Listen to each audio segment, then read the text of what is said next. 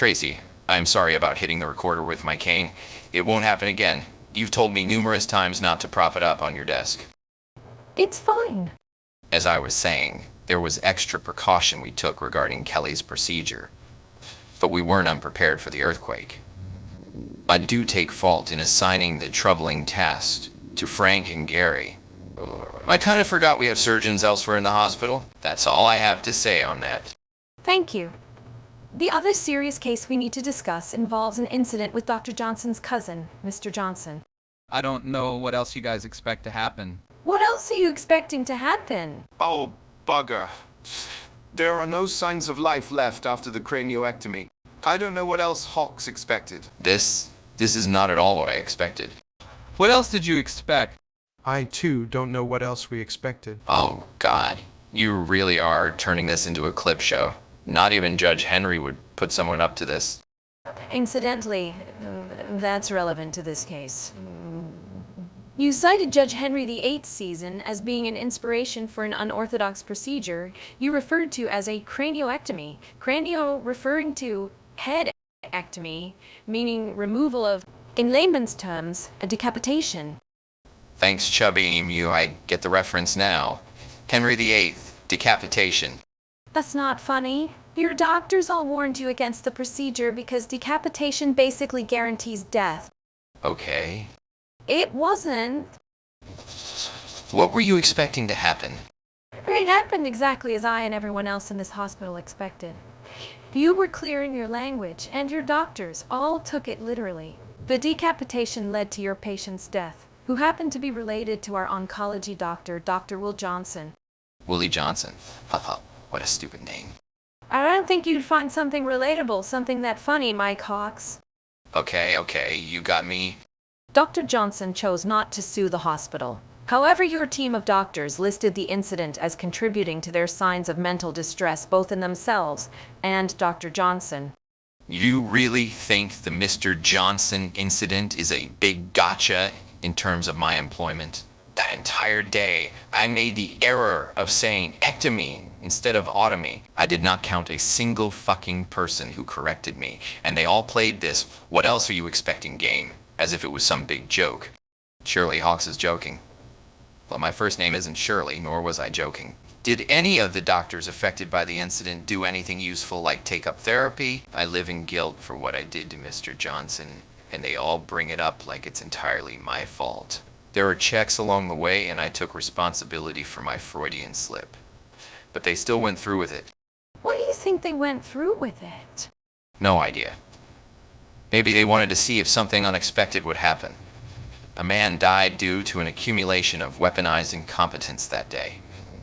I have my defense on what led to it, but I don't take the blame for what happened in the end. Thank you, Hox. Do you have any questions for me or the board? None. The only thing I have to comment is that sometimes a cranioectomy can be beneficial. Removing me from the team I currently have will allow me to work on tricky cases with better doctors. Thank you all for your time. And sorry about the hostage situation, I hadn't eaten yet. Happens to the best of us. So earlier, regarding the earthquake discussion being off the record, I'm fine if we just forget it. It's not all that interesting, and I'm sure we could kick the can down the road on that story. No, go ahead. I owe it to you for taking responsibility, even if it wasn't much. I will allow it. When the alien body turned up at the hospital, I instructed my team to cover it up. The only one who seemed against it was Dr. Kelly, though she did as I asked anyway. This was the night prior to her death.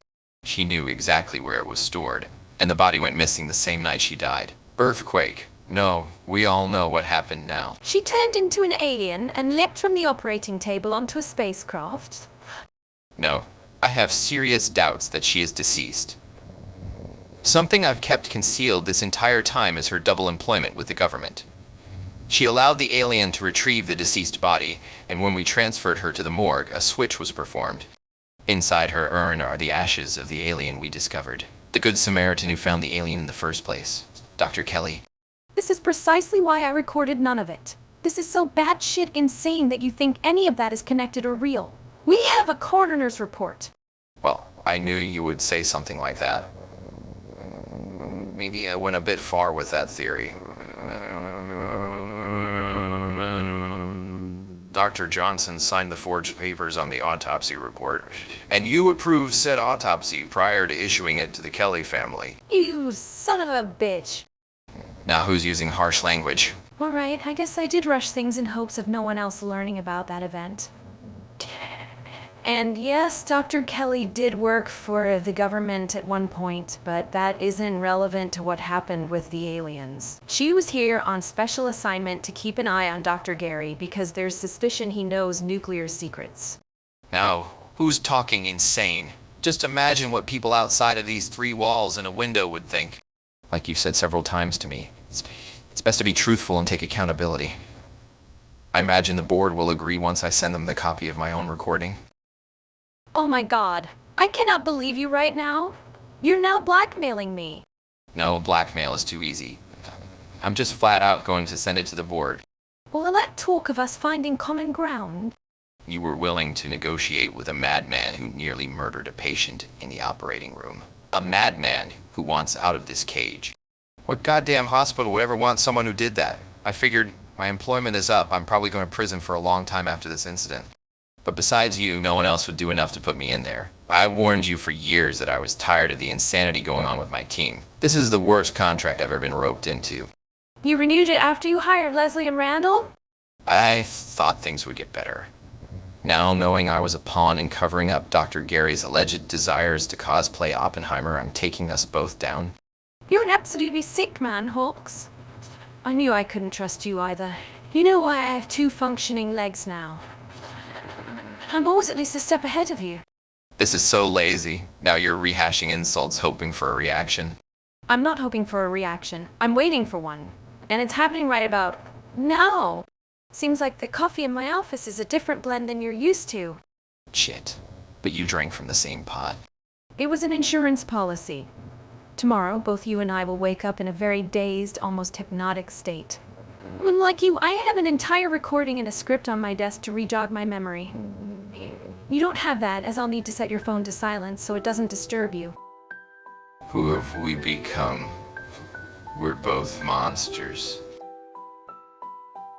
See you in a few days. You should be recovered by then. The investigation is coming to an end of finding no wrongdoing, but your contract will finish in a few weeks. You'll finally get what you've wanted and not realize or remember how.